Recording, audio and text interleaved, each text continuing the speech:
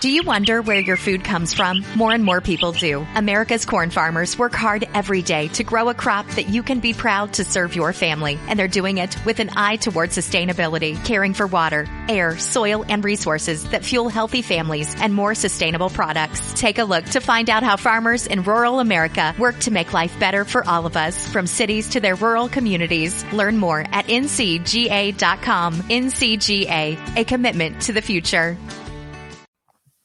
Hey, screeners, how you doing? It's myself, the one AJ, Anthony Jordan. And me, Nico Lero. Shout out to all my Nicoholics. What up? Okay, guys. Still not the full setup that I promised, but it is a bit brighter than last time, so it's a gradual progress. Again, thank you, Community Fiber. Again, this is not sponsored, not sponsoring the movie Mount Rushmore. Also, today, as we press record, cinemas are open again. Cine World. The screeners are shouting at you. We're here. We're back. So, yeah, who knows? May even go and celebrate that. But, yeah, that's the way the world is right now. But aside from that, it's Monday. That means one thing and one thing only. More than Boris's lockdown rules, universally, across the world, across the atmospheres, we don't know which Martians are listening. The movie Mount Rushmore has begun, people. How are you doing, Nico? I'm good, man. I'm good. A little bit groggy after Backlash last night. Didn't sleep through the whole thing, but yeah. You didn't sleep through the whole thing, or you did? Yeah, I slept through most of it. Good, because it was a bit of a... If you ever have a sleeping problem, that was probably the pay-per-view to do it. From what I could see, fighting it, Bianca Belair and Bayley held it. I can't talk for any championship matches, so I'm not going to go there. I shot myself in the foot for what was the most predictable pay-per-view of all time. I thought, let's diversify it. I don't even care. Honestly, don't even care right now. If I come back, I come back. Leon, congratulations. You're on the board, bro. But apart from that, it's like, wow. Apologies to any non-wrestling fans, but if you are a Silver Screen Dude subscriber, you are familiar that video games and wrestling is our world. Yeah, throw it up, bro. Throw it up. That's the one. Too sweet. I was going to say, for anyone listening, that is the click too sweet sign. Type it in on Google. Click KLIQ. Anyway, enough of the wrestling talk. Back into the world of films. This was an interesting one. I think this was a fun one that we came up with. Fucking difficult to put together. This is the thing. And I actually found this site, which I thought was absolutely awesome, because it showed, I think, like maybe the top 20, top 50 films. And it showed the ratings of the critics versus the audience. Again, guys, if you haven't read, it's what the movies critics love and audience hate. And this is perfect. Then it goes time to visit the actual, we've used Rotten Tomatoes, guys. It's probably the biggest benchmark to use, so that was the measuring stick we used for this episode. Go back to the episode and you're like, those scores have changed. This is the problem. This is where it gets very, very difficult, and there are some stuff that are like universally seen one way or another. For instance, a movie that I thought, okay, here it goes, I didn't bring it up, was it last week or the week before? I'm like, Crash, time to bring back Crash. That's what I thought, and I saw the ratings, I was like, hey, my people, like I appreciate the audience support, but it was completely off kilt to what you expect. So yeah, if you guys are like, but this film's hated, it's like, yeah, and then you're now forever scratching your head. It's even harder to scratch your head when you're looking at a measuring stick to work by, because we could be like, oh, of course, yeah, people hate Crash and we love Crash. Yeah, the critics are right, you were wrong. And then you're like, oh, you guys actually, and then the gap isn't even that big. It got even harder that I actually had to start working with 50 was my mark. I was like 50, and then it became 60 had to become the measuring mark for me personally. I don't know if you had to go there. Like, for me to call it a bad film, like the audience hate it, I had to go higher than 50% for some films. Still bad. And I realized that if you look at Rotten Tomatoes or tomatoes, depending on where you are in the world or how you choose to pronounce it, 60 still gives you a bad popcorn. Like it's a green sign. So I kind of read it in that. Yeah. So that's the way I worked with it. It was awkward, but fun, because it was a chance to diversify and see what the world really thinks of certain movies. Yeah. So obviously, yeah, I'm going to allude slightly to what you said. We're not the first people ever to come up with this great idea of movies audiences all critics love and audiences hate, or vice versa. There have been many articles and videos all over YouTube doing this sort of thing before. And there are obviously quite a big plethora of films that people disagree on. Shock horror. That's the joy of movies. Some previous articles, and this isn't even having to go back that far. I'm talking go back to 2019. Some of these articles have aged. Like one that audiences hated when it came out was A Beautiful Day in the Neighborhood. Now people have gone to see it. Yeah. Back in 2019, sorry, I think that thing had a 42% audience rating. I can't get my head around that. I really enjoyed it, but I was like, okay, well, that's going to be really high. And then I think it was Get Shorty, which audiences apparently really didn't like when it first came out. And I was like, this can't be right. So I actually went, because I was taking this article at face value. Then I actually went and checked on Rotten Tomatoes what the scores were. Get Shorty's got a great audience rating. I was like, shit. So that can't go on. And I was like, while I'm at it, let me check A Beautiful Day in the Neighborhood. 70% plus score again. I'm like, well, I can't put that on either. And then all of a sudden I realized that this fucking rabbit hole I went down, I was like, yeah, so this is going to require some quite deep levels of research, because what the videos on YouTube and what all the articles on the internet say, most of it says aged and isn't relevant anymore. Bro, there was one that threw me off so badly. I don't know if you came across it. I think it's BuzzFeed, and I'm not burying anyone. Stuff changed, right? But this article felt personal as hell, because it was like, I opened it and like the first film they showed is Frozen. And I was like, if I have a chance to trash Frozen, I'm going to trash it. Yeah, look, like both sides are promoting it. Like, what do you want? So it's really weird how this came about, and it could be, there are many ways to read this. Many ways that you can read it if you're doing it on an independent scale. You could have asked 10 people. It's a bit like Family Fortunes. We asked 100 people, what did they think of this film? They all said it sucked. We asked a different 100 people to anyone else. So these films that you see and will hear. Again, we are on audio visual form because we are back on YouTube, baby. Second episode. Hit that subscribe button, and please do share this video and hit the like. That's the one. And it's an awkward one on how to measure it. It's a very awkward one on how to measure it. And I swear to you, even like my number 10, my number 10, just by pure luck, I came across this film this week, and it looked like it had a good review. I'm like, hey, let me, I like the actors. Let's give it a shot. Didn't laugh once, and I was like, you know what? It works. Like coincidence allowed me to throw it in. So it was an awkward bit of research. So hey. Very awkward, because like with everything on the internets, it all changes. Yeah.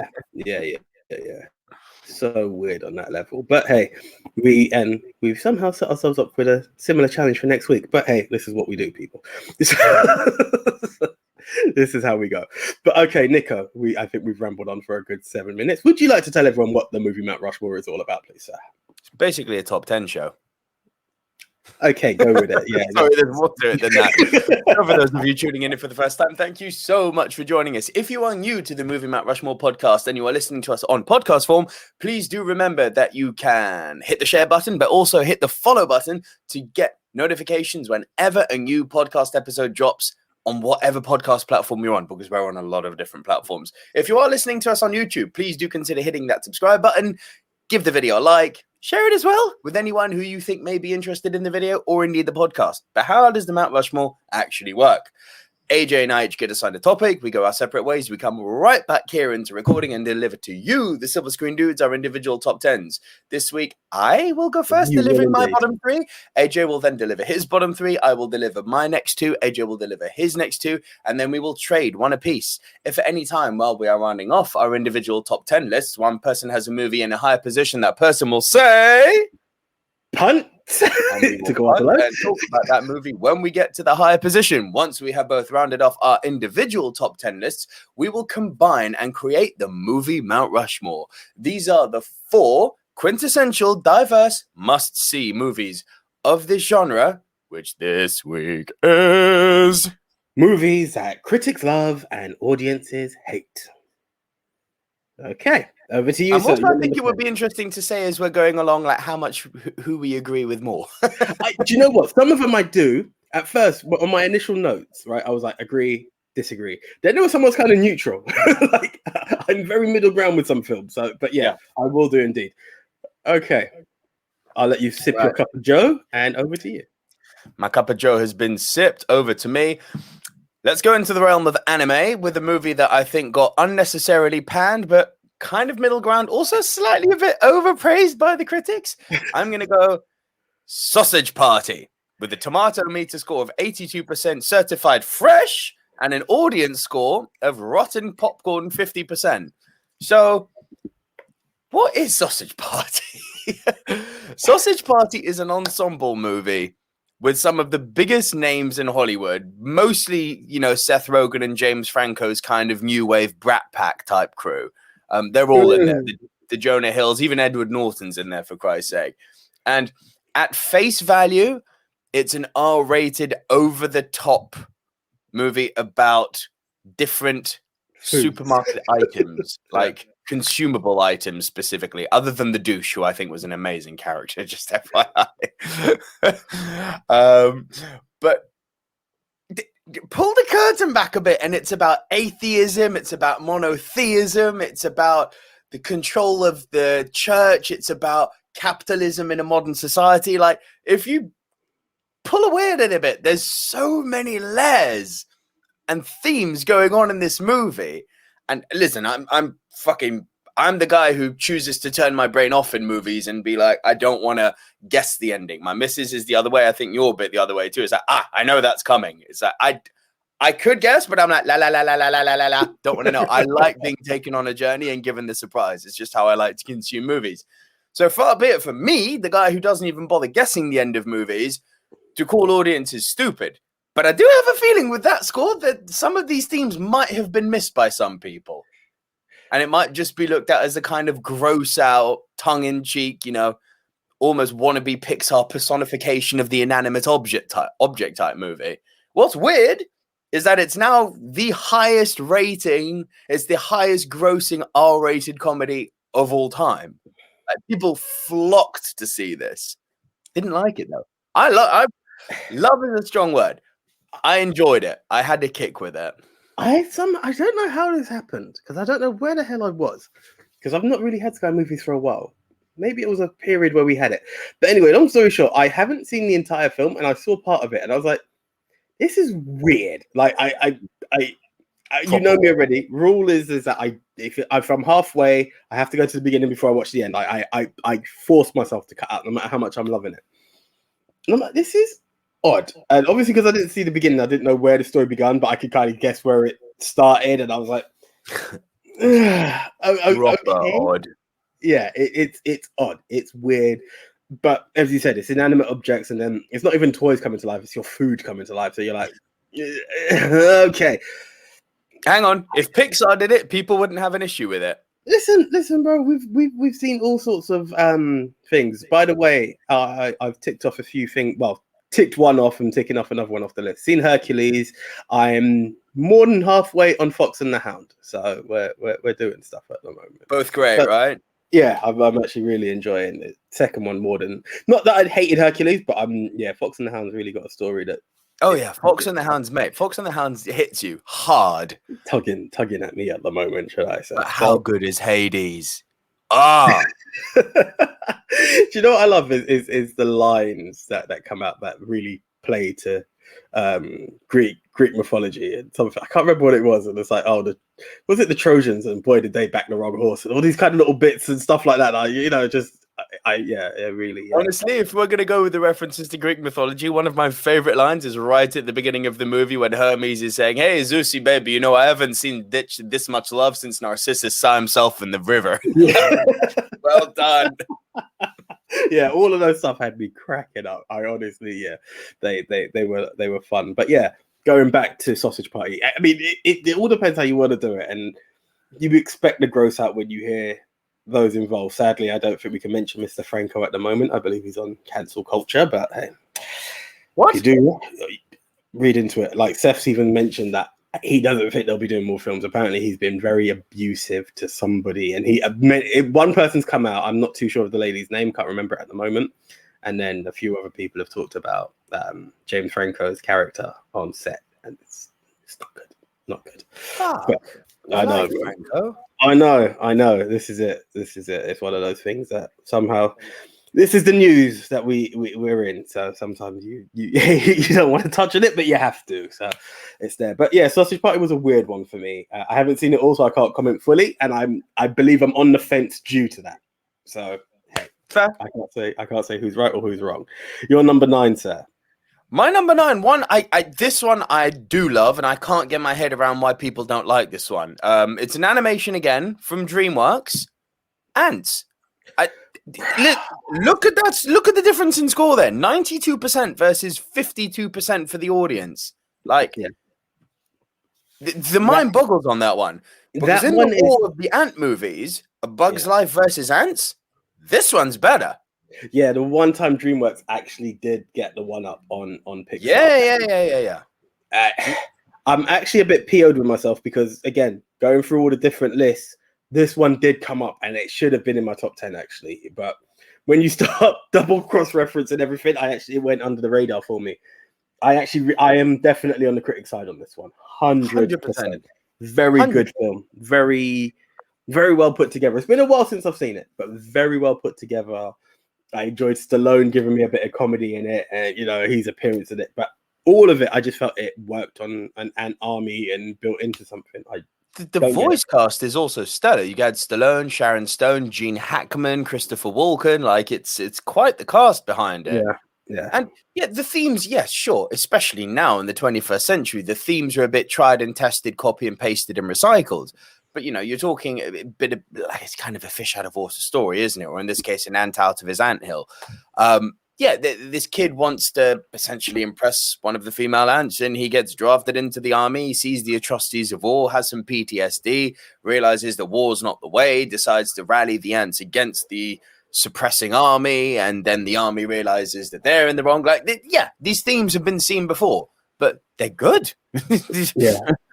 Fucking love the story of love. The theme of love is a tale as old as fucking time. That shit gets recycled all the time. Just because it's recycled doesn't mean it shouldn't be used again. No. The mind boggles on this one. I can't find anything wrong with this film. I don't. I mean, as I said, it's been a while, but I didn't have any beef with it when I did see it, and that I do remember. So to see that, and don't get me wrong, there are some films I've gone back to and be like, "Oh, that's age wrong," but this one, I don't feel like it has any beats from memory that I could be like, that definitely on the critic side with that one. I think it was a very good movie, bro, 100%. And I'd hazard a guess now. Actually, let's just jump on Rotten Tomatoes quickly.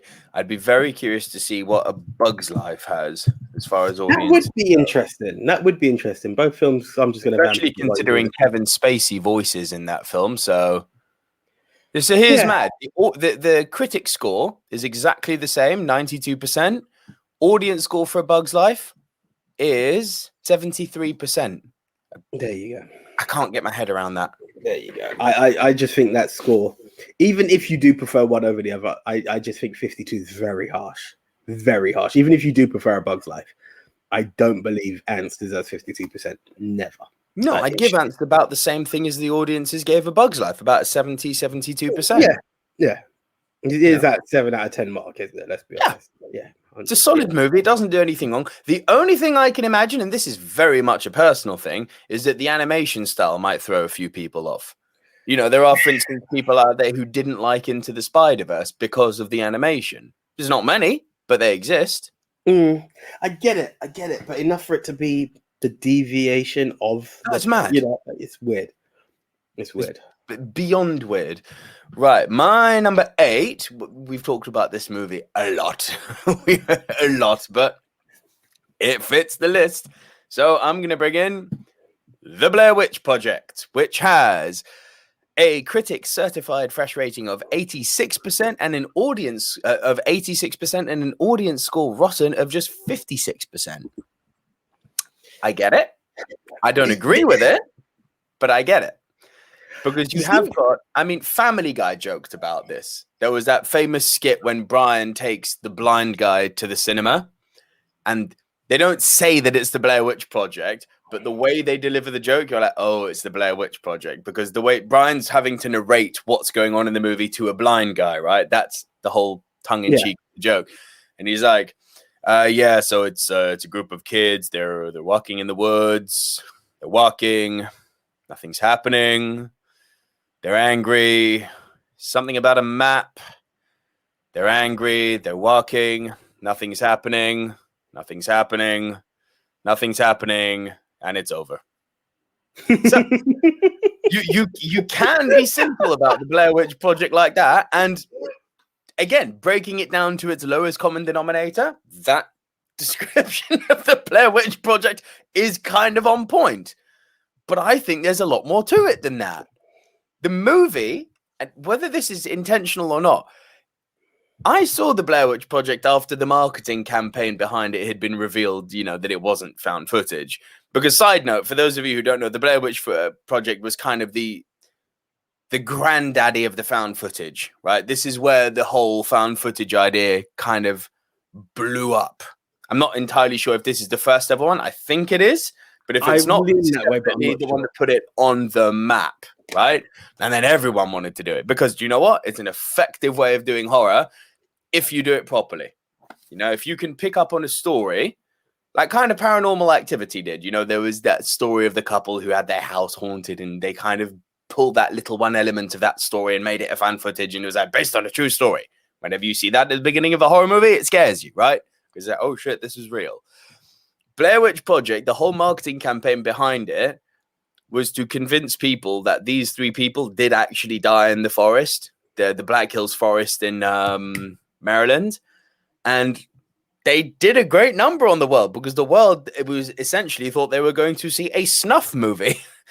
Yeah. So kind of showed how fucked up humankind is. It's like, hey, the cinema released a snuff movie, and it's like, oh yeah, death to humans. It's like, what? So that's fucked up. Just putting that out to everyone out there. But people went in droves to the cinema to see this and were scared. Then I think what happened is when the marketing campaign revealed that it was actually all just a fucking setup, then people were like, well, it's not that good then. It's like, well, disagree. Because it's not enough to convince you. And it's tense. It's really tense in atmosphere. You can put yourself in that scenario of being lost, and then of this forest kind of closing in on you. Like it's fucking unsettling. You see, it's a weird one, because if it done enough to convince you initially, then you shouldn't. If you were like, yeah, okay, I can see the lighting rig, I can see this and this bullshit or whatever. If there were hints of it to make you believe that it's a real film, then it done its job. It's only because it's fake that you're going to be like, oh, it's shit. But then you're going to say it's shit because it's too basic, but then it has to be too basic because that was the essence of the film. Exactly. It's found footage. It's college student, high school students with a camcorder. Yeah. Don't expect Jurassic Park from it. Work with it. Work within its elements. But I get that it's not a genre for everyone. So then in that nature, I can slightly lean, but I will go with the fact that I think because people know it's not real, that's where they start to be like, dislike. And that is an unfair justice, because you have to be realistic and honest with yourself that its concept has to make it just bones. There's no meat on this. It has to be just bones. It has to be amateur. So that's the nature of the beast. So just let me go back to that. That was a score of 86. Yeah. I might have been closer to the 80 to 75% range if I had to be brutally honest, but I still believe it's sure. But this is not a rotten movie. No, it's not. That's what I'm trying to get at. You still need to give it its respect by all means. That's just the way it has to be. I feel like I'm saying that more and more and more as we develop this podcast. Audience is easy. Yeah, slow down.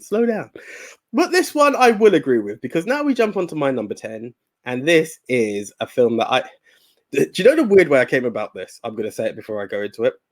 I was watching the Dudes with Attitudes documentary on WWE Network, and I saw how Kevin Nash came up with his character Vinny Vegas. And he said, "Come again? The Dudes with Attitude." Yeah, we are 2.0 to that, if you would. And here we go. I fucking told you they follow us. I wish this was a name they used in 96, maybe. But he said his character Vinny Vegas back in WCW, I was going to say, yeah. Anyway, came from watching this film, Steve Martin in My Blue Heaven. And I thought, you know what? here's a Steve Martin film I've never seen, and it's also got Rick Moranis. Let's check it out. Shit. Rotten Tomatoes said 71%, and it got an audience score of 59%.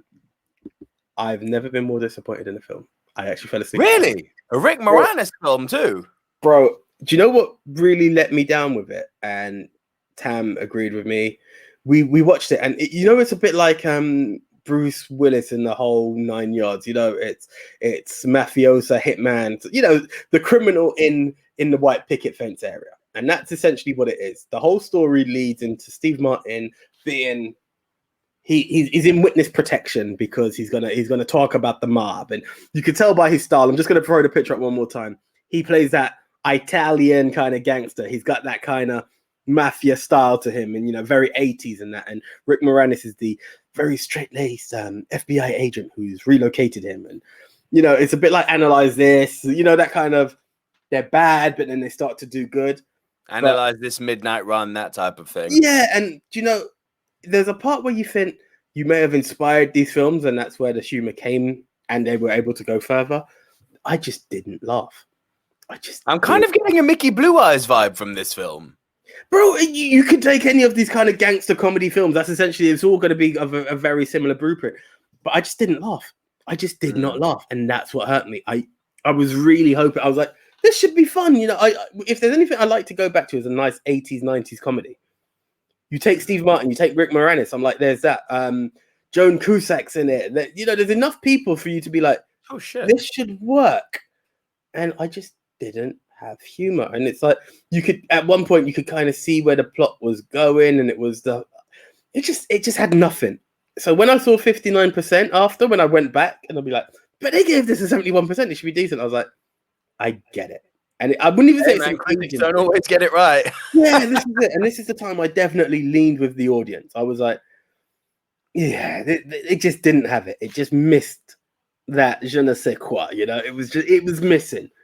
They played their role, but it just wasn't for me. Who knows? You might see it and you might think, hey, this was something, but I was like, huh?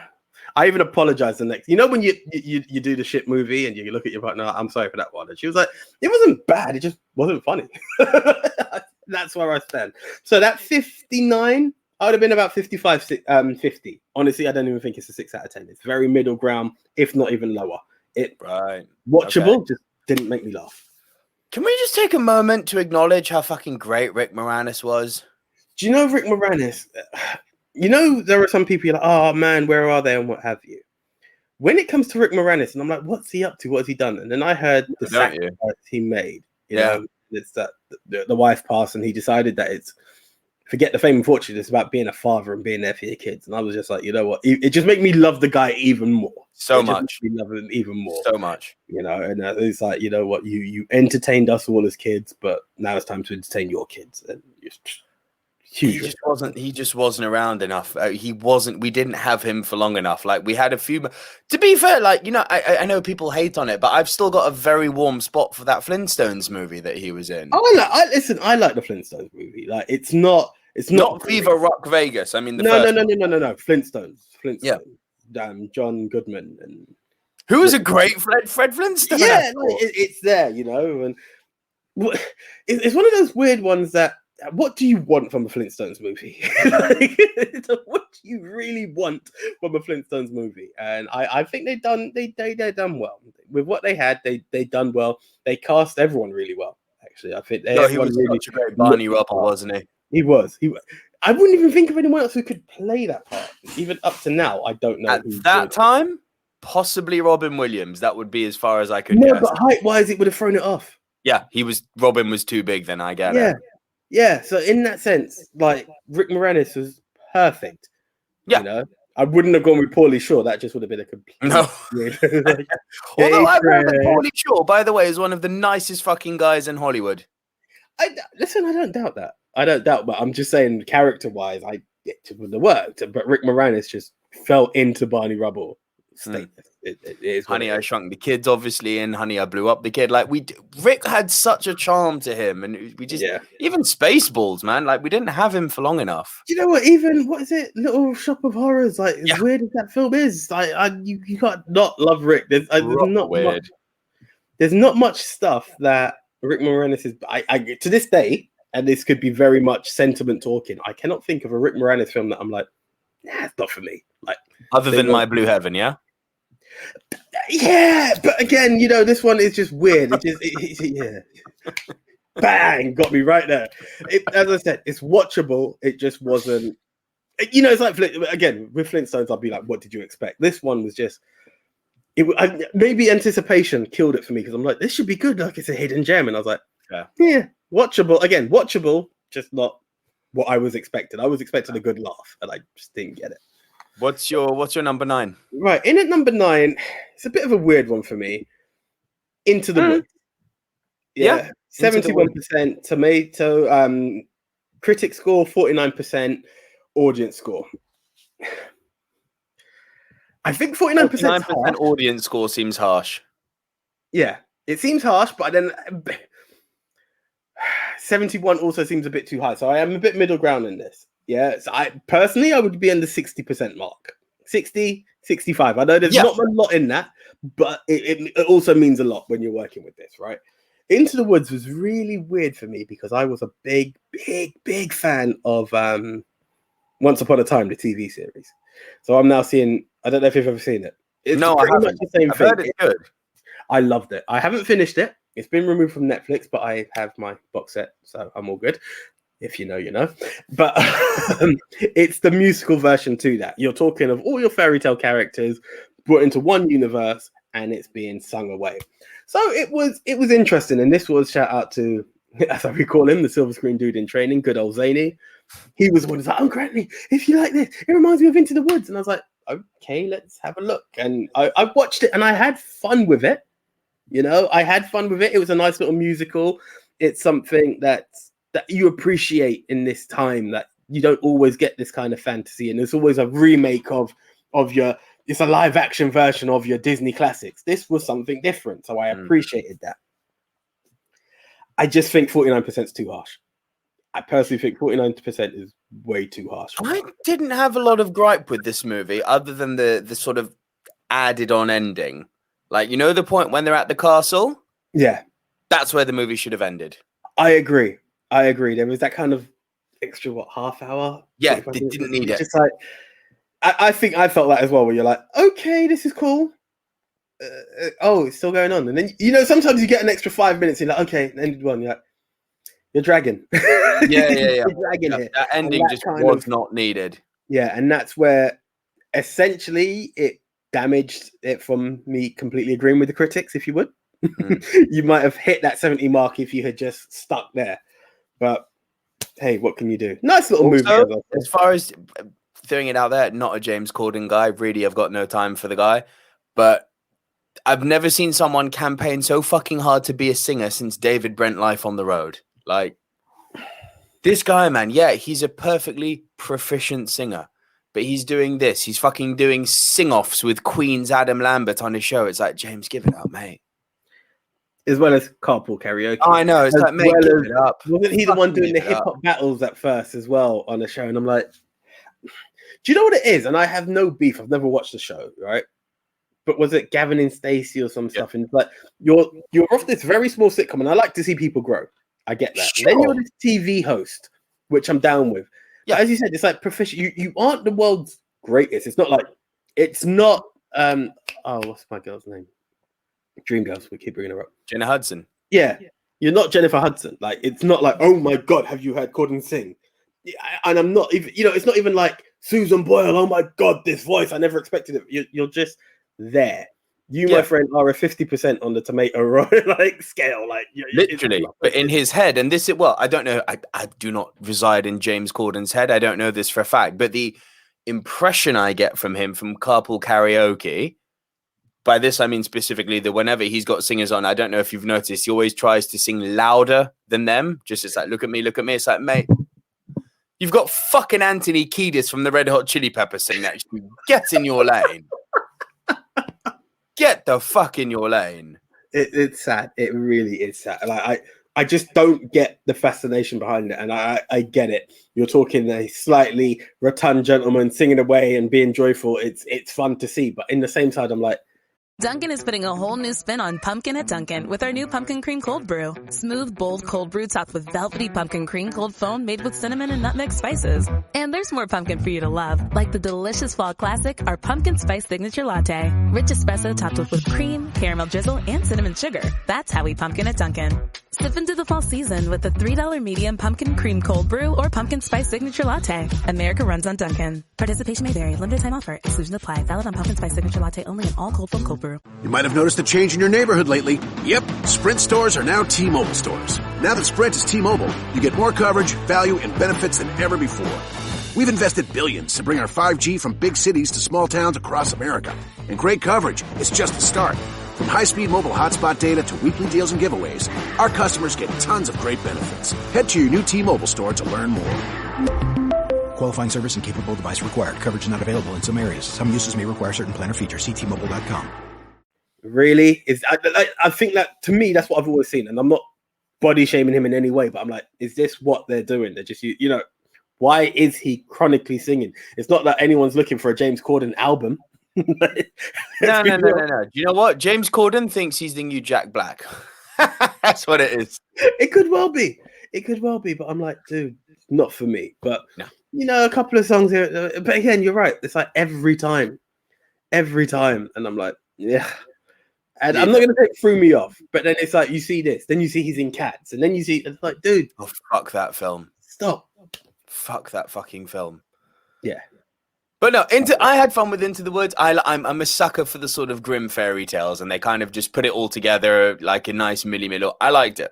Yeah, no, this is it. And I would agree with you. And I don't know how Try and Catch. Oh, actually, Disney Plus, I think, may have it because it's an ABC production. Oh, what? Cats? Yay. No, dude. Once Upon a Time. Oh. So, like that. If you're into like that fantasy world and crossing it into reality, this one, it's awesome. All kinds of awesome. Nice. Right. In at number 8 is a film that we actually saw together. I believe we even threw a review for it. I'm talking The Shallows. I'm talking Punt. Fair enough. All good. There we go. Right. Okay. Over to you. Okay. My number 7. I am bringing in one. I think I brought this to your attention, and I think you really like this film since we've spoken about it. I think. Okay. But my number 7 is starring George Clooney. Hail Caesar! And it's my turn to tell you, Punt. Right. Okay. Right. Here we go. So over to you again. My number 6. This one I can't fucking get my head around. Like, of all the movies on this list, and I know we've got someone on a fucking comic book group who would agree with the audience score here, and Big Tone, loved you, but here, go fuck yourself. Captain Marvel. This is your number 6. 6. Mate, I'm gonna have to go with another punt. Right, right, over to you. Oh no, over to me. Over to you. Right. Okay. In at number 7, this is a film you got to see just before me. I didn't feel too much for the first, but I actually did lean to it a lot more in the second film. I am talking, if you're in the States, it's called Neighbors. Over here, we called it Bad Neighbors 2, Sorority Rising. Fun. Yeah. Now, this has a critic score of 64% and an audience score of 44%. It's an awkward one because I saw Neighbors 1 and Great. It didn't do. I couldn't sign up. Really? Again, this could be my Rogan situation, right? But I just was like, nah, it didn't make me laugh. However, seeing number 2, I laughed. I was in the cinema and I was actually laughing. I had a good time. Really? Okay. Yeah. And with that, I was like, I put it this way, I am 65 to 70. So I'm actually more with the audience on this one. Could it be because it's a past number 1? I don't know. In my opinion, I honestly think 44% is way too harsh. To me, it was more than a middle ground film. Everyone has their choice on that. I felt it's a past number 1. And for that, it might be a bit more. But I believe the casting worked. I believe seeing the old frat boys actually trying to be slightly more matured, trying to use their skill and being outwitted by the girls on the sorority, it worked for me. Like it gave me something to really enjoy it. And I think Chloe Grace Moretz as always was top. I think she always.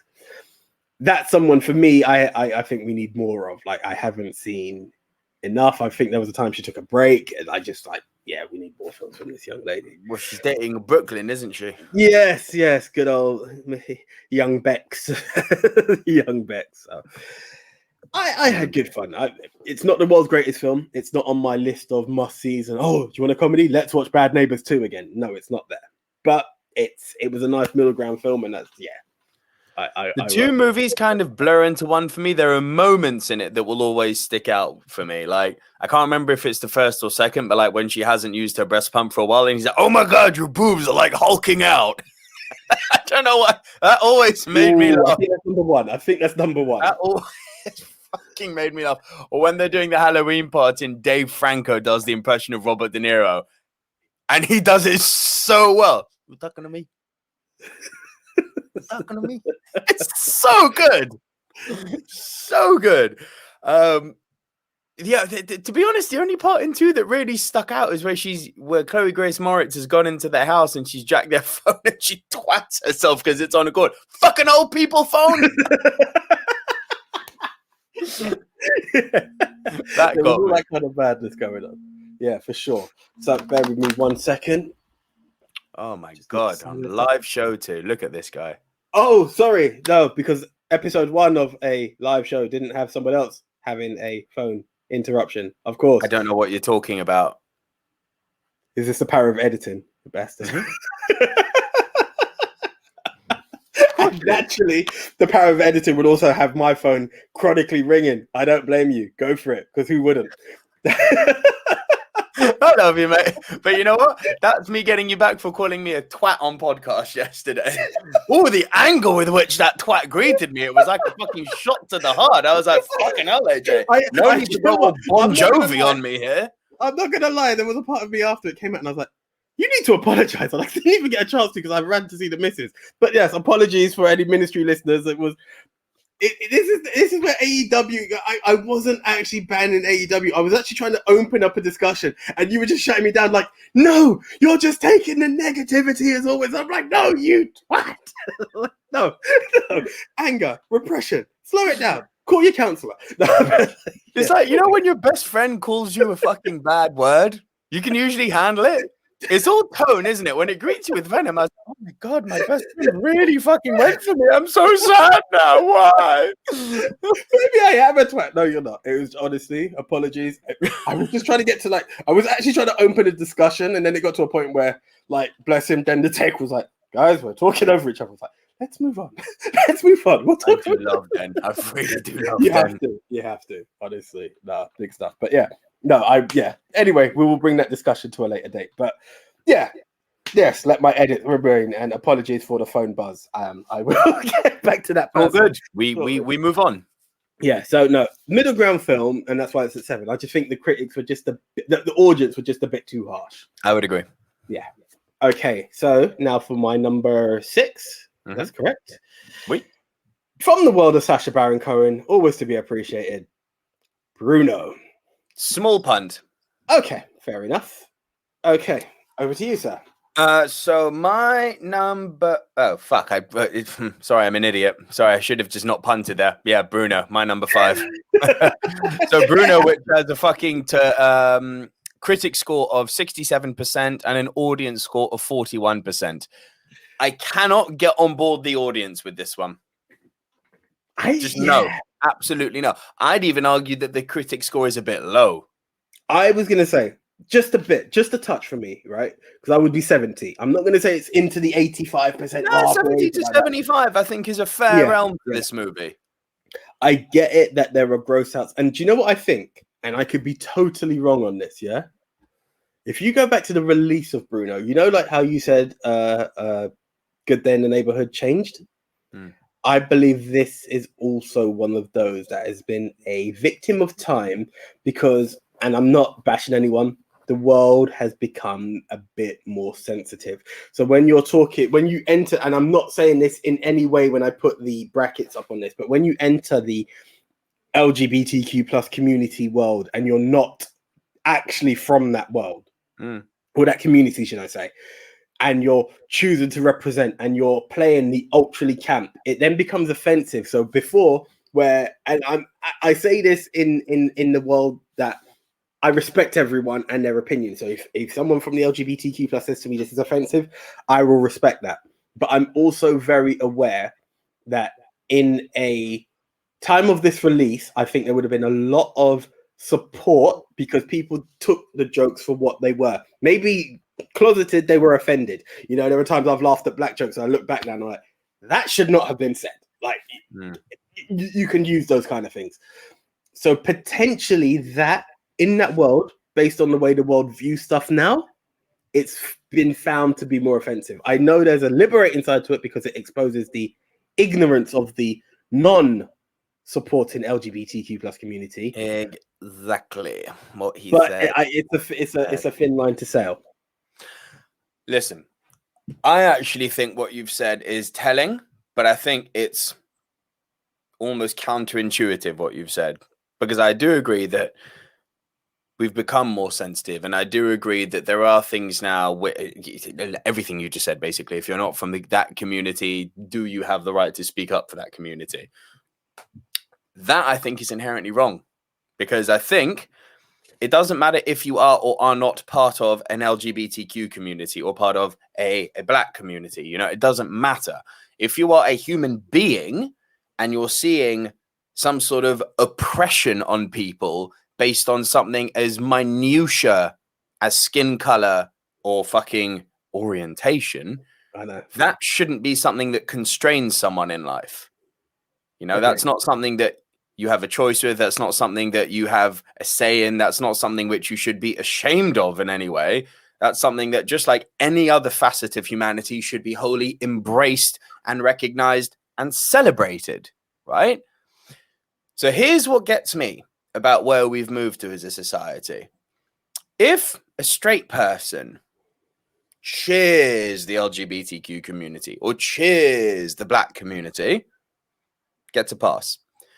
If someone from that same walk fights in favor of the LGBTQ community or the black community or the Hispanic community or the Asian community, whatever, any type of community that's suffering some sort of societal oppression, but that fighting isn't done in the way that the community wants it to be done, then they're excommunicado. That I wholeheartedly disagree with. This is the problem. And this is why I say it became too sensitive. And, you know, if there was a public outcry, and this is where it's different, right? It's that I say, if there was a public outcry at the time and they said, Sasha, I get what you're trying to do, but that is offensive as fuck, then I would accept it. But I feel that as time has gone on, you start to see people go, oh, that's wrong. Oh, this is wrong. And, you know, you look back at episodes of Friends and people are like, this series is wrong. And you're like, what? You know, some parts, like the Friends has got such strong notes of homophobia in it. It's unreal. Do you know what? I haven't been back, but I know people are like, the lack of representation of other colors, the fact that there are no, and I'm like, come on. Like, there are groups of Friends. New York's a very, very, very, very, very white city. Like, I just want to put that out there. I know there's a lot of black people in New York, and it is full of minorities in New York, which is great. But it's a very white city. Like, I've been there, I've walked the streets, I've walked that city top to bottom. It's very white. Bro, let's be honest. Yeah, let's be honest. And it doesn't mean you're racist by it. Yeah, I am sure you have friends, or you even have moments yourself where you are in a group of friends that you meet on a regular occasion, and it doesn't happen to be a black person there. There doesn't happen to be a homosexual person there. It doesn't mean you're anti anything. It doesn't mean you're racist. It doesn't mean you're homophobic. It just happens to be the circle of friends you're in. And conversely, I'm sure there are a group of LGBTQ plus members out there who will be at a party with not one hetero person there, with not one cis gender person there. I fucking hate that term. Sorry, I hate that term. Listen, I know you're not doing it, and I know it's the fucking label that we're being given. But whenever someone says you don't get it, you're a cis white male, I'm like, don't call me that. That it actually fucking offends me to my core to be labeled like that. To be fair, it's not a term I would use. Like I use it because that's what it's known as. But I'm like, well, okay, like really? Is that it? How did that come up? Anyway, I don't even want to get into that discussion. But there are circles that's there. So if you happen to be, and let's be honest, your neighbors, that's all it was. And it's like 2 extra friends because Phoebe was, to be fair, it was Phoebe. Phoebe was the only person who didn't live with him, right? So your neighbor, your brother, I'm taking this from Rachel's, from Monica's point of view, and your best friend and one other friend. Well, Ross didn't live with him technically. But it's her brother. Like it's one guy's best friend and the other one's brother. Like, right. Pick a flat. Like, it doesn't matter. Oh, you're wrongins. Okay. Now go and look at your circle of friends. And now have you gone to purposely look for a member of the LGBTQ plus community and a minority? And I say that in air quotes because I know that offends people. Use whatever term you want, but let's use the term that's commonly used. Have you done that just to fill the quota? No, I happen to have it filled, but I've not gone out looking for it. But what I'm saying is, for those people who have had a go at Friends, and I'm just ultra defending Friends and Bruno here in this same vein, have you done that? And the fact that you had to acknowledge that, are they really your friend, or did you just do it to tick the box? I leave that there. And this is what, moving back into Bruno territory here, this is what I found inherently weird by people not embracing what Sacha Baron Cohen was doing with Bruno. And the part that people always fucking pick out is the opening, especially him and his, little gay Filipino boyfriend. Whatever you would have. Yeah. It's like, oh, that's stereotyping. It's like, that's the point, you dummy. The whole point of Bruno is to show the representation of what the uninformed, let's go with the fucking expression that I hate, the uninformed white cis male thinks of homosexuals. And I cannot emphasize the word uninformed enough, because the stereotype of the gay Filipino, I was going to say trolley dolly. That's so bad. I said it anyway. The fact that we have to defend every time, I swear to you, there was a point I always say, I fear who I am for the future because I seek not to offend. I respect all diversities. Yeah. However, you say the wrong thing and you've ultrally offended the world. And what kills me is terms change every 5 minutes. Yeah. Terms change every 5 minutes. I do not care enough to keep up with them in terms of nomenclature. I don't care enough about giving people the correct label and accreditation. What I do fucking care about is if I see another human being oppressed for no fucking reason. I mean, reasons aside, just oppression in general. Yeah. I shouldn't have to quantify that. I don't want to see oppression on other human beings because it's fucked. When you get Xfinity Internet, Flex is included free, and finding what to watch on TV is now as easy as popcorn. This is a way better way to watch. Go to Xfinity.com, call 1-800-XFINITY, or visit a store today to get a great offer on internet and add Flex for free. Restrictions apply. You might have noticed a change in your neighborhood lately. Yep, Sprint stores are now T-Mobile stores. Now that Sprint is T-Mobile, you get more coverage, value, and benefits than ever before. We've invested billions to bring our 5G from big cities to small towns across America. And great coverage is just the start. From high-speed mobile hotspot data to weekly deals and giveaways, our customers get tons of great benefits. Head to your new T-Mobile store to learn more. Qualifying service and capable device required. Coverage not available in some areas. Some uses may require certain plan or features. See T-Mobile.com. Right. Nowhere more so than in the land of the free, America. Just putting that one out there. Land of the free, my fucking ass. But yeah, oppression in any form is bad. And even if a movie like Bruno isn't seeking to oppress, it's seeking to educate. It's seeking to show, okay, white people, okay, straight people, you really think this is what gay people are like? Like we just fucking stick champagne bottles up each other's batties and get mad and randy in, one night stay hotel bedrooms and fucking put dildos on our mouths and watch Mr. Megorium's Wunderbar Emporium. It's like, you really think that's how it is? Okay, let's actually now personify that and put that on screen and you can see how fucking ridiculous that looks.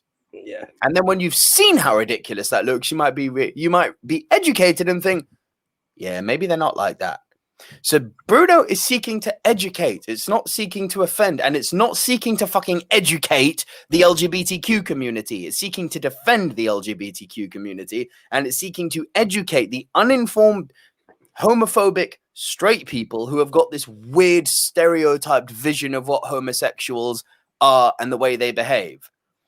All Sacha Baron Cohen's done is take every single extreme stereotype, put it on screen for you to enjoy, and not laugh at, but laugh with, to be like, yeah, the fact that people think this happens is moronic. Now, don't get me wrong. You can go to Pride Parade in Brighton and they look positively overjoyed. Like, and fucking great. I would be too. Like, hey, this makes me feel good. I'm in fucking, let's go with another stereotype. I'm in leather hot pants. It's like, mate, you rock those leather hot pants. Go for it. If it makes you happy, go for it. And if you don't want to be in there and you just want to be in a fucking business attire, but at the Pride Parade, also fine. Don't care. You know why? Because they're not hurting anyone. It's a freedom of expression and they're happy. Why would we not celebrate people who are happy? Thank you. Thank you. They're not doing any harm. There's the fact that there's this sect of society. This is a mad thing, right? There's still some places in England where gay marriage isn't recognized. That makes me go, what the fuck? That I didn't know. I found this out from, this is a weird tangent, but I found this out from Made in Chelsea. Yes, I watched Made in Chelsea, sue me. But yeah, it's scripted reality, but there's one of the characters in there that hard, you know, in love with his boyfriend. They've wanted to get married during lockdown. The recent episode is about love during lockdown. Whatever. Is this Ollie by any chance? Yeah. I remember Ollie when he was in Big Brother. Really cool guy. Really cool. Really cool guy. Ollie's very cool. So it is Ollie and his boyfriend Harvey. There was a number of places they tried to get married and they couldn't do it.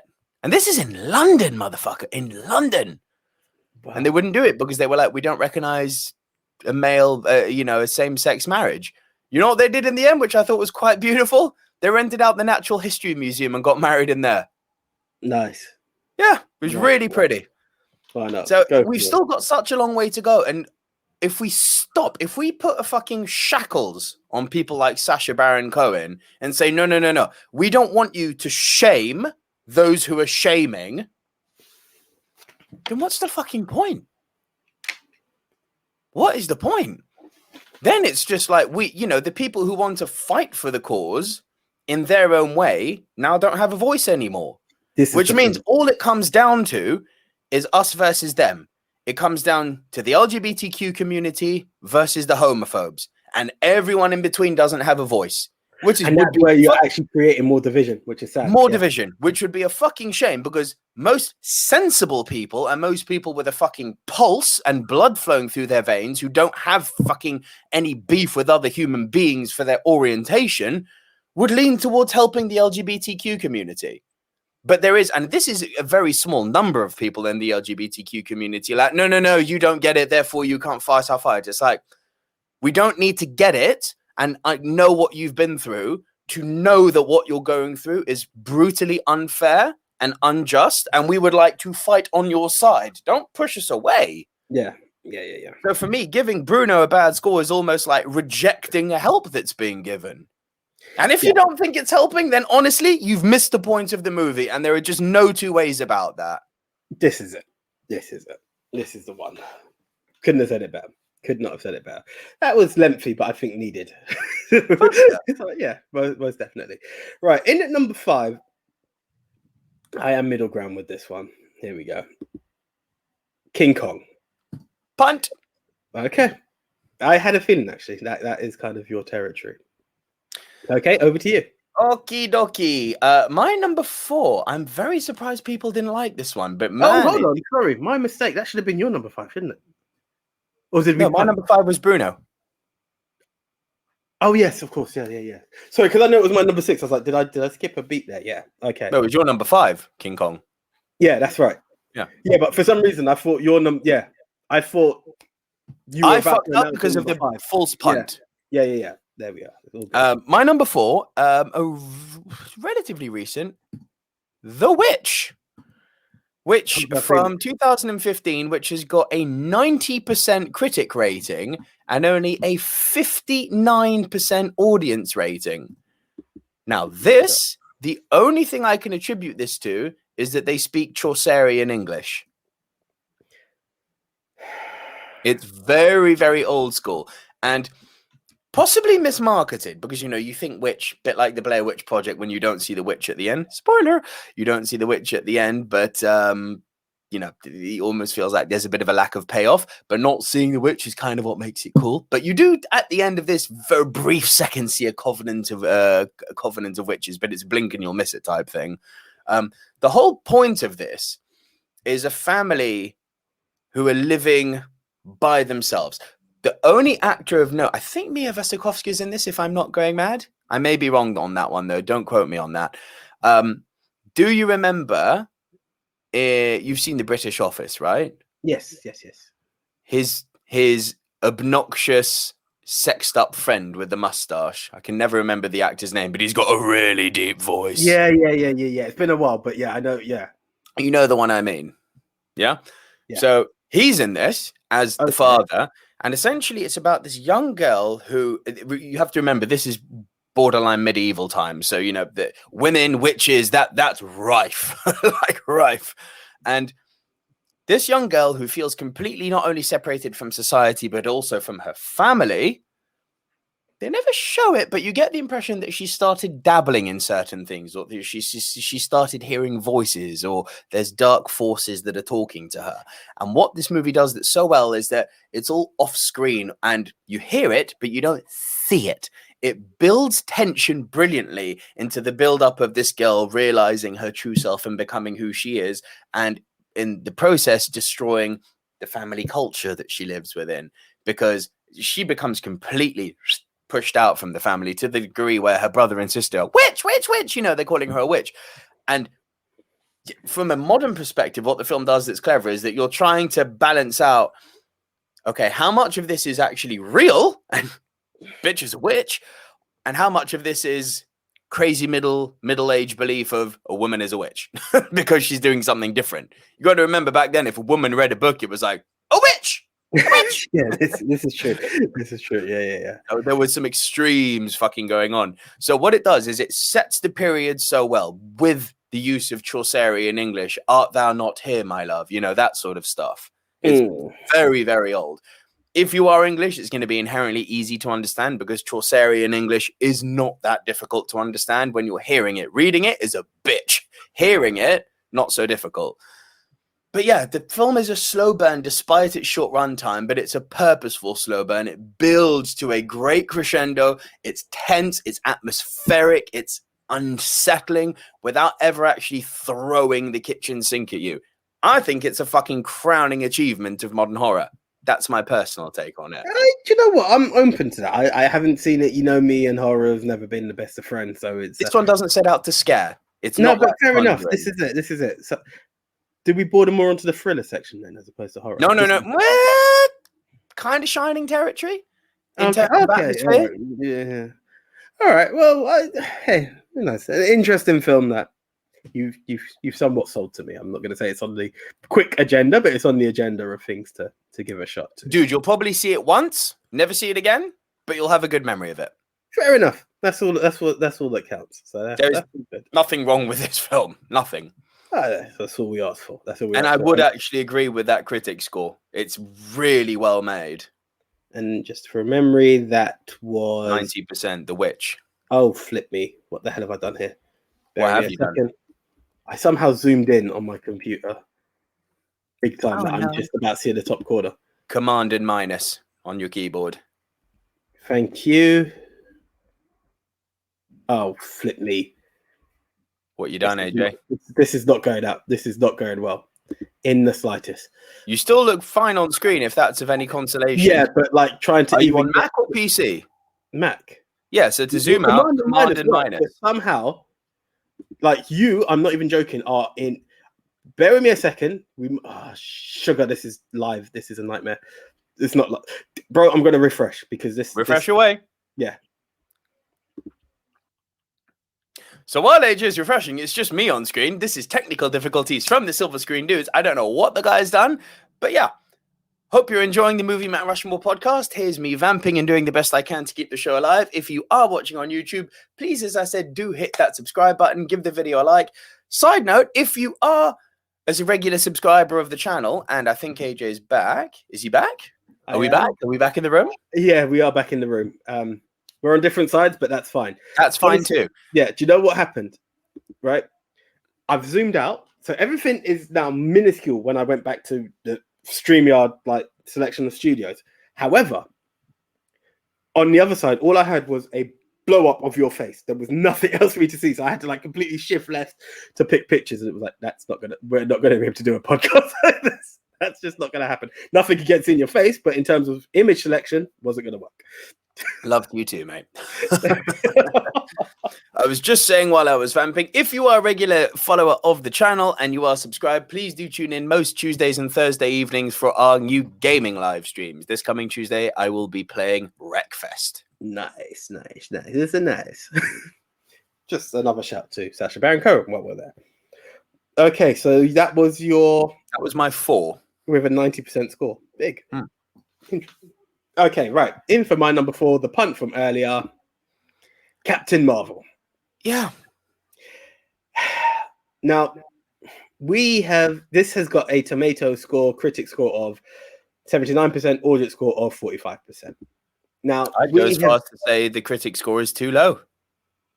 We have been back and forth on this. I don't think there was a Marvel film debated more in our group, if I'm honest. Let's call it as it was. Can I take a stab here? I think, because remember, this followed Black Panther. I think there was a serious case of don't steal my thunder. No, this followed Infinity War, was I not mistaken? Yeah, but I mean, as a single movie. Yeah. Okay, in that sense, yeah. I think there was a serious case of don't steal my thunder going on with this movie. It's difficult. It's difficult because there is and there isn't that. Now, what happens with this phase of the MCU was we started to get representation. Now, for your missus's point of view, which is something I can't relate to, she saw the empowerment for women. Going back to what you said, I saw the empowerment for Black people. And, and the thing is, it's weird because it depends how you are. Because, for instance, my aunt, I showed her, she's been dying to see Black Panther. She came around and I put it on for her and she finally got to watch it. Now, from a representation point of view, Black Panther is pretty much perfect. Yes. From a comic book movie point of view, it was very middle ground. And my brother said it. We both said it. We were in the cinema. We were throwing up the Wakandas, but it was wrong that we felt that we leaned more to Killmonger than we did to T'Challa. Like, there's no in between on that. Careful, that's become taboo now too that Chadwick's left us. It's what it is. And then what's going to happen? Because, anyway, I'm not even getting into it. But yeah, it is what it is. I hold no bones. I'm not saying he was crap. I'm just saying the way the story was written, we led more towards one than another. I thought he was flat. Listen, he had. That's not something I've said after he's died. I said that the moment I walked out the cinema. It's in our group chat. Go back to episodes. Anytime we bring up Black Panther, we've been very honest about it and very vocal about it. That is what it is. I think even when we paid tribute to him, we're like, we're not going to be hypocrites. We know what we said. I'm not going to be like, oh, it's there. No. It's what you said at the top of this segment. Sums Chadwick and the movie up perfectly. What he did for representation with the performance, he's immortal for that. He just is. Yeah. The movie. Yeah. Do you know what I think? Representation wise, as I said, I can't comment for Captain Marvel. Yeah. Sure, and I can't comment for Black Panther. No, exactly. This is it. Where I think so, there is that argument, and maybe the critics were there because more and more around this time we were leaning into Black Lives Matter more and more. It just became its thing, and you don't want to be the racist. So here we are. You can't be over promoting the blonde haired white girl too much either. It just won't work. I get it, but I think what Captain Marvel's biggest problem is, from my perspective, that I could be corrected by anyone. We were sold as Captain Marvel is the almighty, the absolute powerhouse, the one to stop Thanos. And now that you take everything that happened, I know. There's the Scarlet Witch argument, which is valid. The Scarlet Witch, remember, he put the whole armada off of Scarlet Witch onto her, and she still fucked them up. There is that, and there is the fact that Tony was the one who clicked a finger. So that when you take all of these elements, like just one thing on that, if we're gonna get geeky, remember when he twatted Tony around?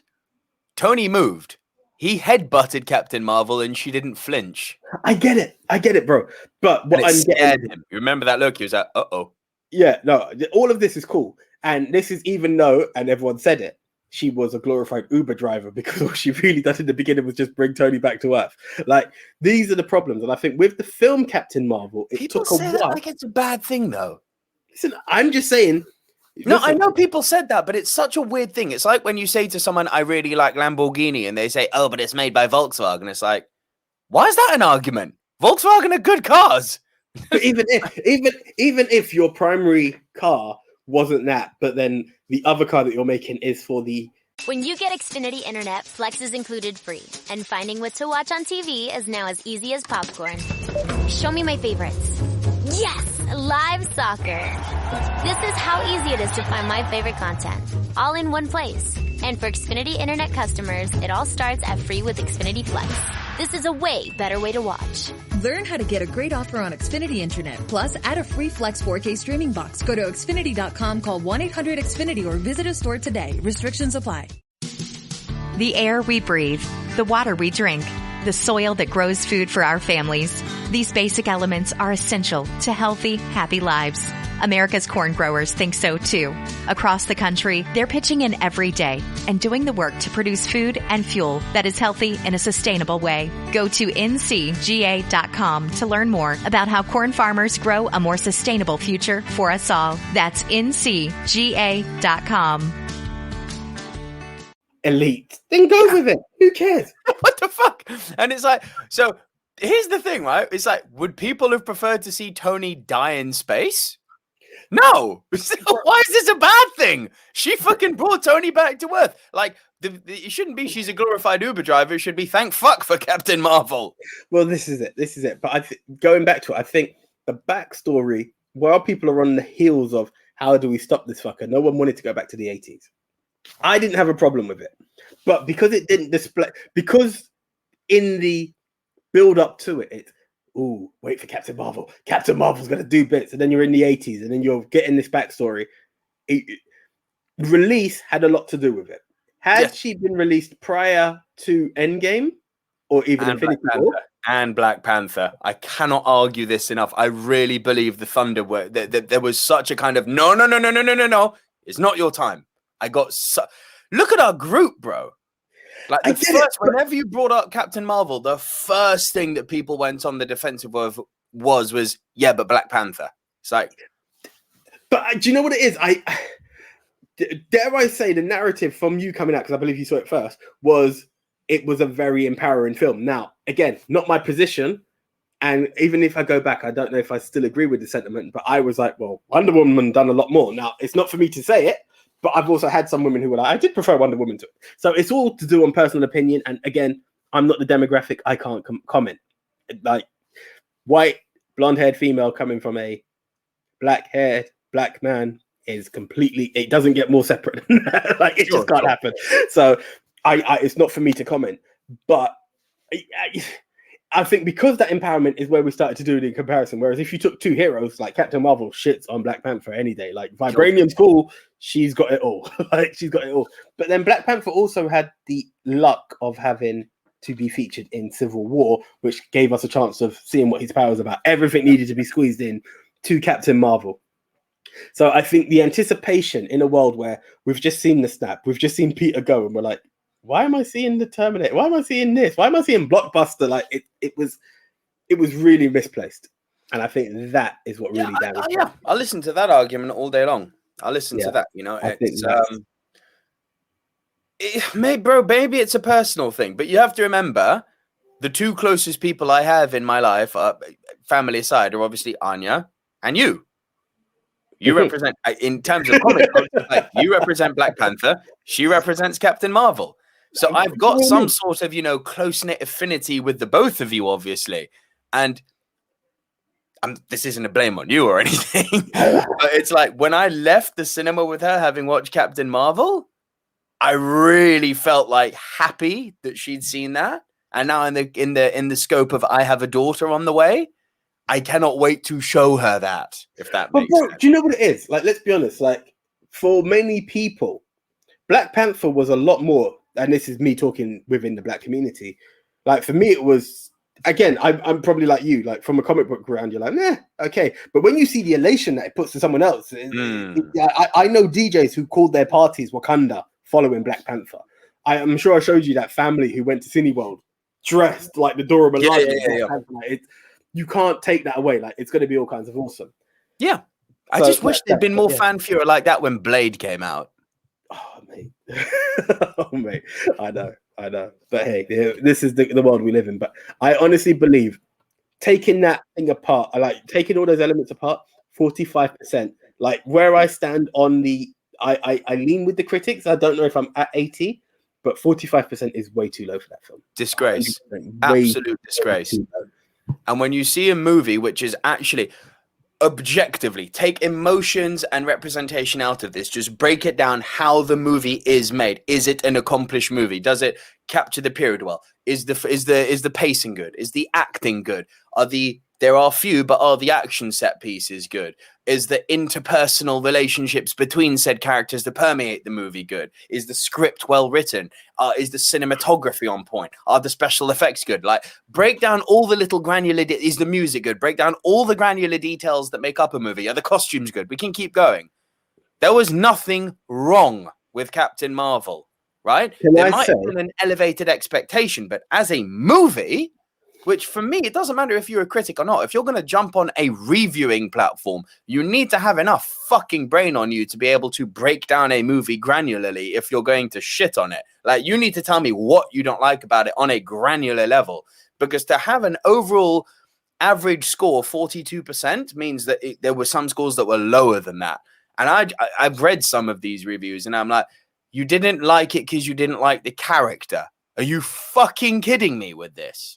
That's not how you review a movie. If you can't relate to a character, it makes it hard to watch a film. So I can kind of lean with that. But do you know what I will say? Again, I'm going to talk placement. I bet you all of those people who said that, if this film was released after Captain America 1, watch how that would have been a complete different review. It would have been, because there's nothing wrong with it. I understand that anticipation, because the sad thing is that while building to Avengers 1, we understood them, but they could all be independent movies. Yeah. By the time you're at the phase that we're at, right, and everyone was so deep in, and we're just waiting for that culmination, anything that was between Infinity War and Endgame was going to be a casualty of war. It doesn't matter who you are. Any film. That's just the real. That's just the real. It's true. It's very true. So that was your 4. So over to my 3, which was the punt from earlier. The Shallows. Okay, nice. 78% from the critics, 59% from the audiences. Now, do you know why I put this so high? Because it's so fucking difficult to make a good shark movie. Because it doesn't matter. It doesn't matter how good you are never going to be Jaws. Ever. It's not possible to recreate Jaws or to even achieve that level. It's not doable. There was too many things that were perfect about that movie. The director, the fucking score, the actors in it. And there were so many things that went wrong with that movie that actually ended up making the movie better.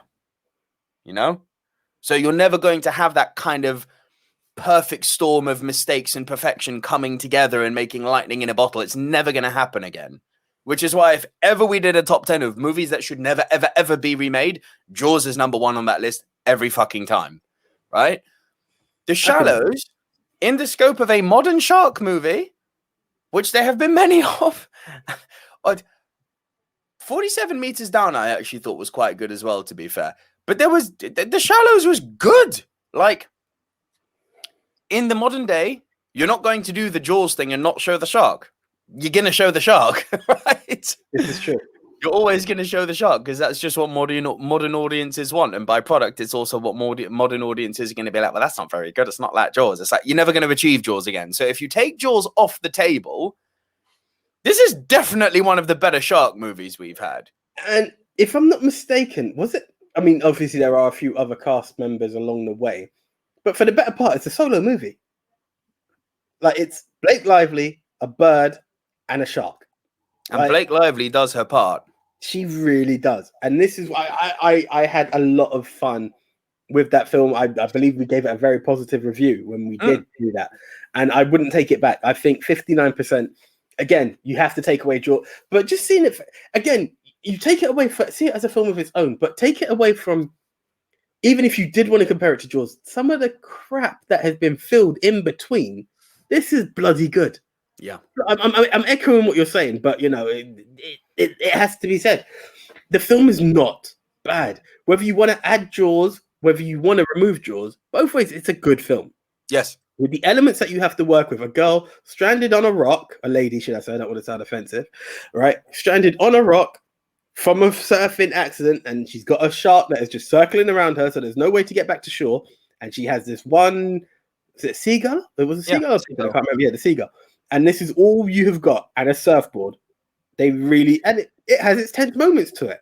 I'm not overly, but like, let's be honest, we didn't even know if she was going to survive at the end or not. I'm not going to let that down. The ending, and this is purely, and this is something that a lot of people wouldn't know because, you know, most people haven't scuba dived, but going down that quickly, you'd blow your ears.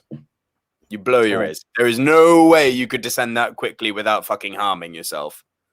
Yeah, I have. But people don't know that shit. What people are thinking that. is she's diving down deep and the shark's being killed. You know? Weird. But there was a lot of things that were good in this. You know, the way that the dehydration was setting in, which is, this goes back to Rime of the Ancient Mariner, you know, a painted ship on a painted isle with, you know, being surrounded by water and not being able to drink. That's an old sea trope. You know, there's something morbidly horrible about that you are essentially on a desert of water, but you can't drink. It's fucked up. And by the way, never, ever, if you're thirsty, drink seawater. It'll make it worse, right? It really will. But the relationship she had with the seagull, because it was an interpersonal relationship and it was a good one. The way that she was injuring herself by stepping on things like fire coral. Now, I've just brushed fire coral by accident when diving. Oh! Ow! Fuck! And it lasts for fucking days. It doesn't go away. She full on stepped on this shit. Now, I can tell you, I screamed when she stepped on the fire coral. Fuck the shark. That fire coral, I was like, oh, God. Oh, my God, that would hurt. Yeah. Like, the pain, I cannot even describe it. It would be like putting your foot on top of a lit flame and just leaving it there. Just the pain would be indescribable. Jesus. Other than the description I've just given, which is quite on point. But no, where do people not like this movie from? It's a fucking shark movie. What the hell were you expecting? Bro, I get it. I think they took it and made it novel in the best way that you can, because it wasn't a group of people, a group of deaths and in and out of the water. It was just an isolated moment and the trouble and just trying to get back to survival. Like, it was literally nature versus nurture in a nutshell. Yeah. You've got the full force of perfect evolution in the form of a great white shark, which has not evolved since the period of the dinosaurs. That's a fact. Versus, you know, the astuteness, the education of mankind, and its uncanny ability to fight for survival. Like, these are two very powerful forces going against each other, and it was depicted brilliantly. Yeah, no, I can only but agree. I can only but agree. No, well placed. Well placed. What's your number 3? Right, my number 3, and do you know what it is? It's because of the backlash. So technically, I do prefer the Shallows, but my number 3 is the backlash. I am talking Ghostbusters. Now, this is the all-female version released in 2016 with a critic score of 74% and an audience score of 49%. Guys, I have to be very honest here. What was the beef? Like, I'm not saying it was the best Ghostbusters movie. You will never beat the original created Ghostbusters movie. But the hate, the fact that one of them had to delete her Twitter because there was just nothing but abuse. And it became racial abuse on top of it all. Yeah. You know, it became, and this is where in the world that everyone wants to be so positive and everything that we talked about in Bruno gets spun on its head. Because it wasn't the Ghostbusters movie that you wanted, you want to become genderist, you want to become racist. Like everything, those women, like, I'm not saying they deserve an award for the film because it's not that. I mean, as I said, middle ground film, it's a different universe. I respect that, right? But for the abuse that they took to still hold their heads up, and like, nah, it was unfound hate. I've never heard of such hate to a film. Now, don't get me wrong, there are personal hates. Like, you were like, I hate Daddy's Home, and that's fine. You and I will both say Elf is the biggest heap of shit walking. I was really hoping that had a negative score so I could agree with someone, but both sides were positive. I checked it out. But this film, everyone was like, absolute crap. It should have never been made. Da, da, da, da, da, yada, yada, yada, yada, yada, yada. No, it's not worthy of all that hate. Would I go with 74%? I'd probably be in the 60 to 65, if I'm honest. Maybe I could even do 70, you know. But I think the 49% below average, I think is way too harsh. It was a different spin, and it was a decent film. I actually had moments where I laughed. I liked the way that they approached the ghost from a different manner. Like they done their elements to make it a different universe, but everyone was just so tied up into the Ghostbusters world and just slammed it. I'll repeat now what I said in the review that came out on the YouTube channel. You couldn't win with this movie. There was no winning. If you liked it, you got labeled, and this happened to me. You get labeled things like, you know, feminist. I don't know quite how that's a fucking insult, but hey, that world we live in. You get labeled feminist. You get labeled mangina. You get labeled. The worst, actually, do you know the insult that stung me the most was insincere? Even though that's not by any stretch of the imagination an insult. Man, when I was reviewing for the channel, to quote Tony Montana, I had two things, my word and my balls. And I didn't give a fuck what the IP was. I didn't give a fuck what other people thought. You know, I went in hard on some movies that were Rogue One when it first came out. I like it now, but man, I slammed it. Like, I didn't give a fuck. I said what was my honest opinion. And my honest opinion for Ghostbusters was about a 7 out of 10. The female ensemble was good. The comedy was good for most part. There were a few misses. The ending was weak. But in terms of a progression of the existing franchise, I didn't want to see a rehashed copy and paste. Here's the ghost trap and here's the proton packs. It's like, well, no, if you're going to make a new movie, you have to make a new movie. Take it to the next level.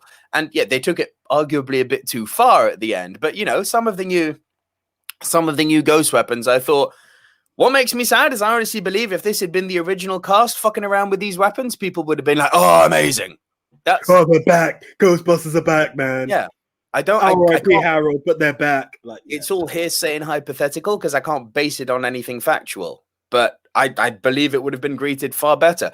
And on the flip side, if you say that there was something that you didn't like about the movie, which I also openly said, such as the ending, you were called a sexist. And it's like, you just couldn't win. You like it, you're wrong. You dislike it, you're wrong. There was so much fervor and passion on both sides that it was like, you know what? Take all that shit out of it and just look at it as a movie. Other than the ending, there's nothing inherently wrong with it. Yeah. And that's how I felt about it. I remember the build up. Like, you gotta remember, guys, we are the era of Ghostbusters. We saw all the cartoons. We saw all the films. We supported it. We had the toys. We've had the proton packs. We've had it all. Yeah. And it's come back out. And I remember rushing down to Waterloo Station to take pictures with the guy dressed as Ghostbusters and all the small elements they had. And I'm envious that you saw the Batmobile, but we won't get into that different time. And but like you go into it, and I saw this film, and I'm like, it's different from. When you get Xfinity Internet, Flex is included free, and finding what to watch on TV is now as easy as popcorn. Show me my favorites. Yes, live soccer. This is how easy it is to find my favorite content, all in one place. And for Xfinity Internet customers, it all starts at free with Xfinity Flex. This is a way better way to watch. Learn how to get a great offer on Xfinity Internet. Plus, add a free Flex 4K streaming box. Go to Xfinity.com, call 1-800-XFINITY or visit a store today. Restrictions apply. You might have noticed a change in your neighborhood lately. Yep, Sprint stores are now T-Mobile stores. Now that Sprint is T-Mobile, you get more coverage, value, and benefits than ever before. We've invested billions to bring our 5G from big cities to small towns across America. And great coverage is just the start. From high-speed mobile hotspot data to weekly deals and giveaways, our customers get tons of great benefits. Head to your new T-Mobile store to learn more. Qualifying service and capable device required. Coverage not available in some areas. Some uses may require certain plan or features. See T-Mobile.com. The film, and that's what you want. It's a fresh take on it. What do you want? And the hate around it, I was very anxious. I remember that. And your review had come out before I'd seen it, and I was like, ugh. He's saying one thing, but the reviews are coming out differently. To this day, I say it's a good film. Not brilliant, but it's a good film. You agreed with my review, essentially. Yeah, exactly that. Exactly that. So, shame on you if you want to put hate on it. It's way more than 49%. Yeah. I have to put it out there. Okay, sir, you're number 2. Yeah, my number 2, mate, was the punt from earlier. That is good old King Kong.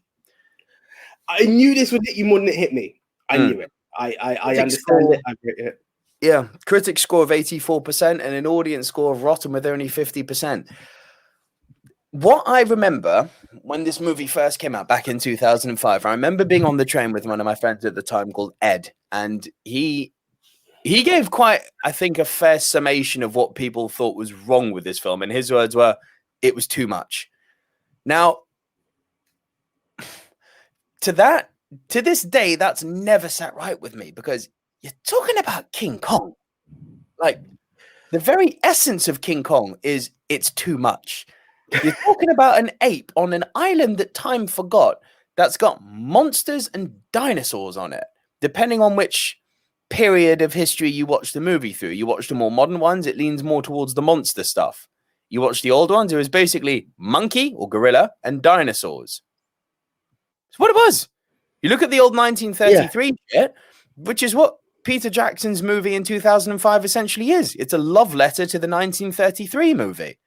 It feels like a period piece from that time, just with modern effects. Indeed. And I think Jackson's eye, because Jackson likes his big shots, you know, he likes to make everything look massive. Look at what he does in Lord of the Rings. Everything is like, wow, it's huge. That lends itself, I think, really, really well to King Kong. And I can't see the beef in this film. I just thought what Weta Workshop did, let's just talk about the effects a minute. What Weta Workshop did as far as the effects were concerned, I think they were giving a massive middle finger to Spielberg, Jurassic Park, and Industrial Light and Magic. Because it was like, oh, you got a Brachiosaurus on its hind legs. Here's a stampede of Brontosaurus. I was like, what?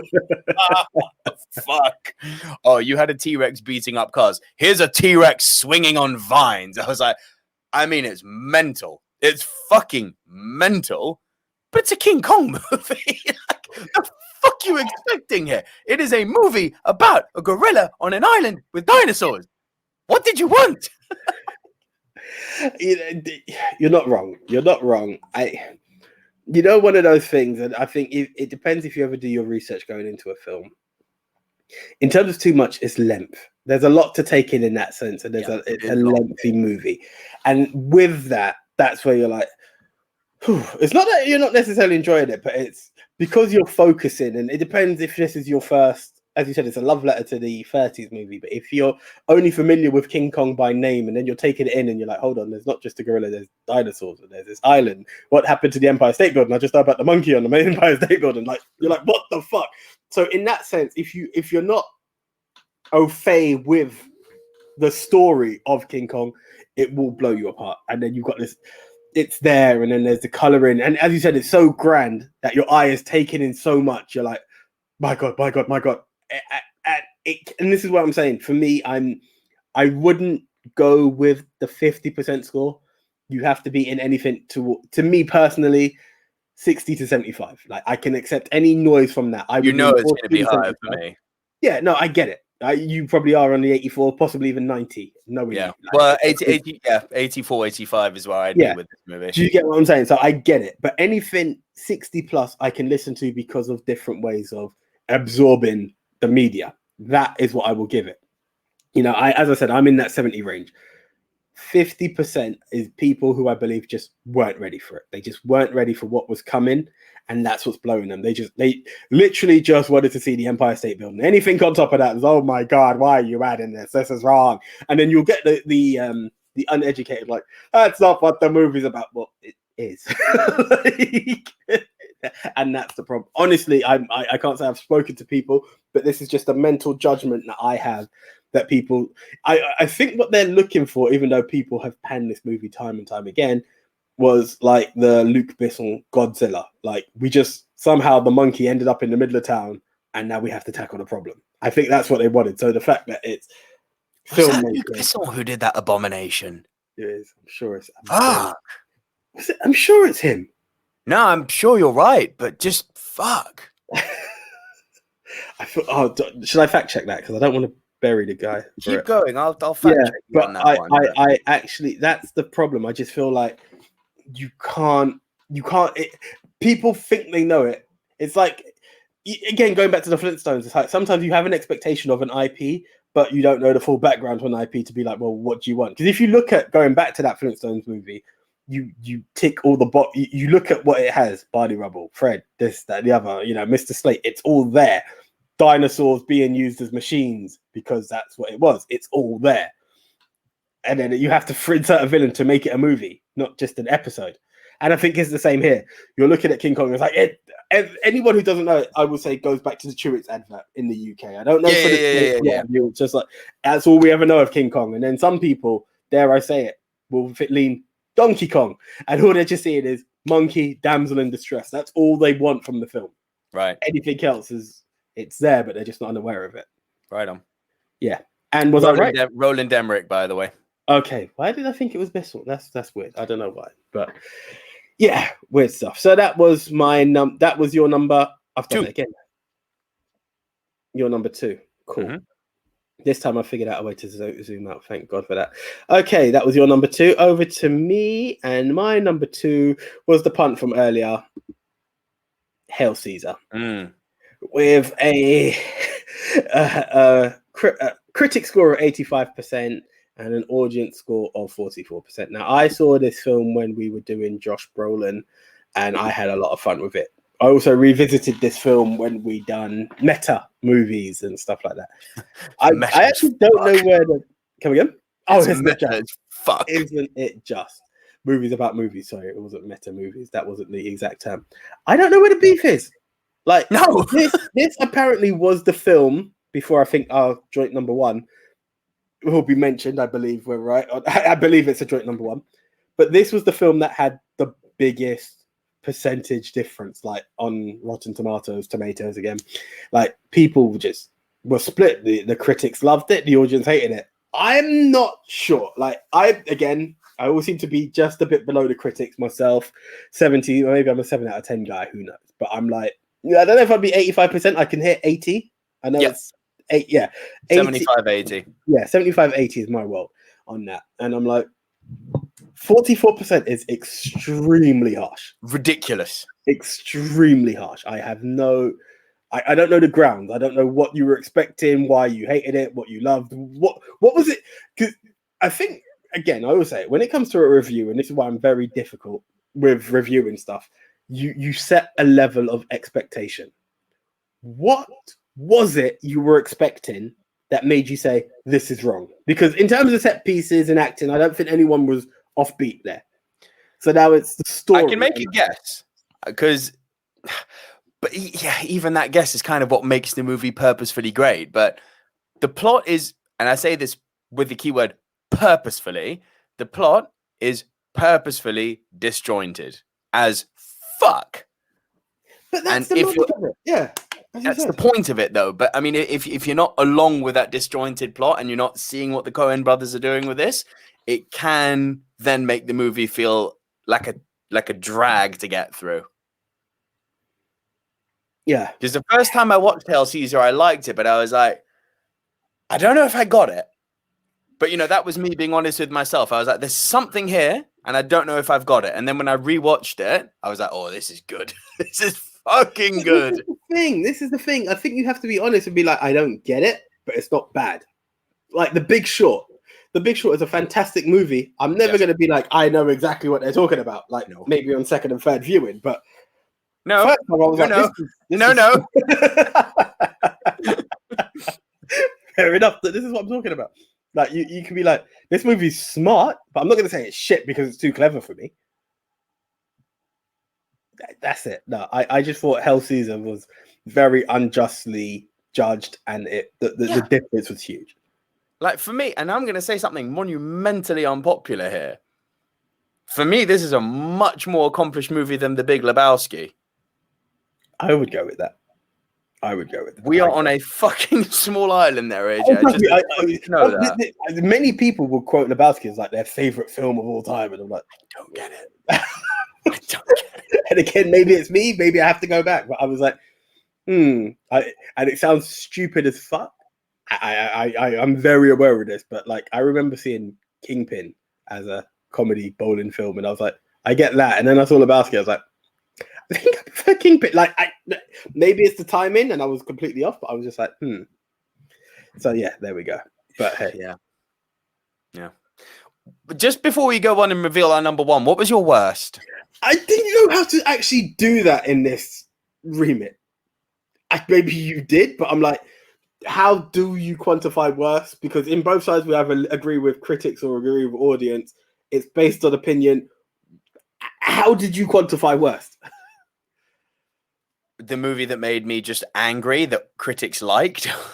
Fair enough. Because for most part, I've agreed. For most part on this list, I've agreed with the critics. Score differentiation aside, I've leaned far more towards the critics on this list than with the audiences. That may change next week. Stay tuned. This one has aged because it came out in 2017, and I just looked it up on Rotten Tomatoes, and the scores are more or less balanced now.